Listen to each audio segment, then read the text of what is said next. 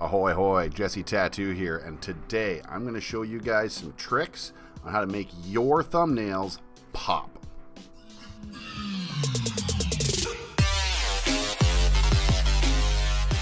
Okay, let's get this started by looking at my own list. Obviously, I'm a big fan of bright, cartoony lettering.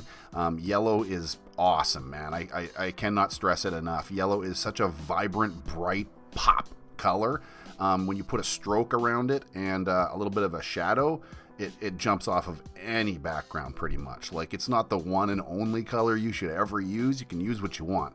But I'm telling you, for me, yellow has been an eye catcher. Okay, so I'm going to be using Photoshop here because it's what I personally know and it's what I'm used to and it's what I'm comfortable with. You guys can use whatever you want. These the tricks I'm going to show you are basically going to correlate for whatever program you use.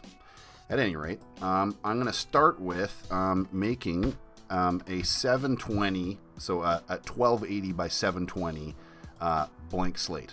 That's a really good, I wouldn't go with 1080p, it's just too big in the long run. For your thumbnails, it's going to be small anyway, they're only going to be this big, so this is a good format to stick with. Now, there's a couple of zones you want to start to avoid when it comes to putting in any fonts or stuff. I'm going to get back to that in a minute here.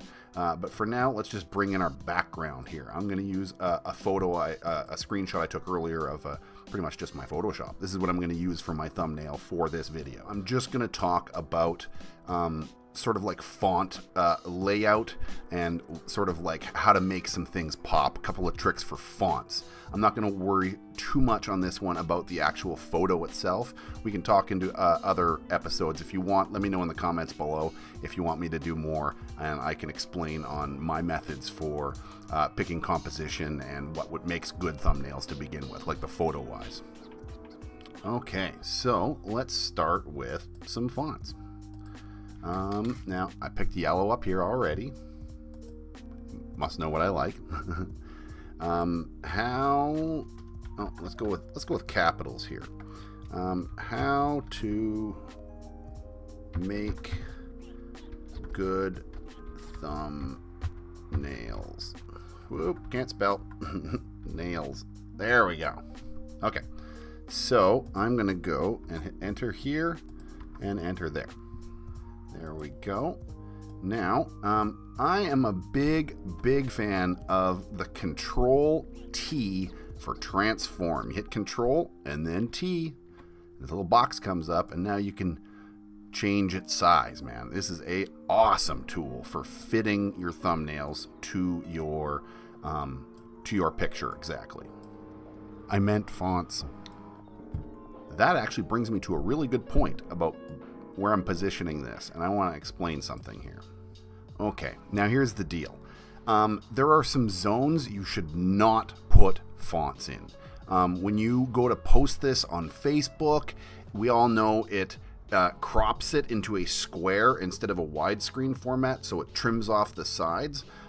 There's some bar information and a timestamp in the bottom corner, things that we should avoid. So I've come up with this little thing to show you the zones. The red is do not put fonts there ever. The orange zones, you can put fonts there, but realize that when people share it on Facebook, it's going to disappear. So you could use this as a concept template to make your your thumbnail word, rather, your fonts fit your zone as much as possible, because big and bold is key. So I'm going to stick it right about there. That's as big and bold as you can kind of make it within the zone that I'm using without going too much farther past it. Now, we get rid of that. I'm actually going to shuffle this down just a little bit so that it fits in there a little bit better. Okay, now I need to add a stroke. So up at the top here, you go to layer style, down to stroke. Again, highlighted on the font, and it adds a stroke around it. I like pretty thick ones. I'm going to change this value here to about 8, like that. Nice big boldies. You can see that a mile away. So that's good. Now, in the exact same thing, you go layer style, drop shadow. These things are awesome. Very subtle. You'd be surprised how awesome they can actually, what they can do. Now you can just drag like this, and you can actually see where the drop shadow is, but I prefer to just drag it down a little bit, up the spread a little bit, and up the size until it starts to blur out. See how it blurs out totally? You don't want to go that hard, but somewhere right around there tends to make it really pop off the page for me anyway. Another cool thing is you can grab the whole thing with Control T, grab the corner, and tilt it all just a little bit. You'd be surprised how eye-catching something that's not symmetrical is. It's kind of phenomenal. Now this is pretty good and pretty eye-catching, but I think one more thing, a starburst or something, some sun rays from behind this would look really nice. So I went and found a JPEG of some sun rays. Now we're just going to stretch the sun rays so they're nice and big like this. That looks pretty good, to be honest. I want to stick it kind of right in the middle, right there. But I need to drop it behind the layer, the font layer, so that it goes behind everything, so that the font is prominent. I like that. That looks pretty darn good. I might even make it a little bit bigger. Right there. Yep, I like it. It pops. You'll be able to see that a mile away.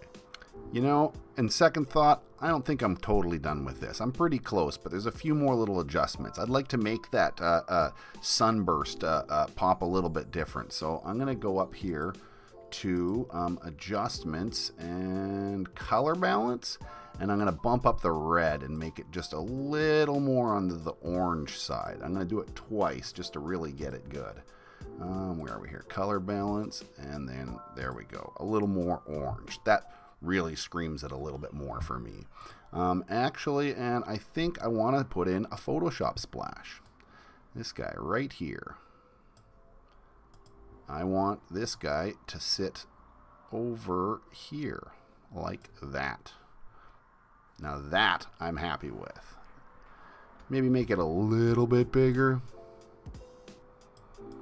The Photoshop splash. Just so people really know what the heck's going on that you're using Photoshop specifically.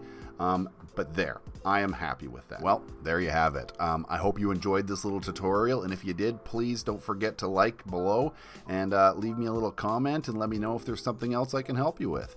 Other than that, I'll see you next time. Cheers.